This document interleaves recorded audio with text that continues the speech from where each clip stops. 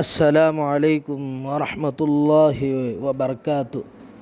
دوران سفر پڑھنے کی دعا۔ جب سواری پر بیٹھ جائے تو یہ دعا پڑھے۔ اعوذ باللہ من الشیطان الرجیم، بسم اللہ الرحمن الرحیم۔ سبحان الذی سخر لنا ھذا وما کنا لہ مقرنین وَإِنَّا إِلَىٰ رَبِّنَا لَمُنْقَلِبُونَ۔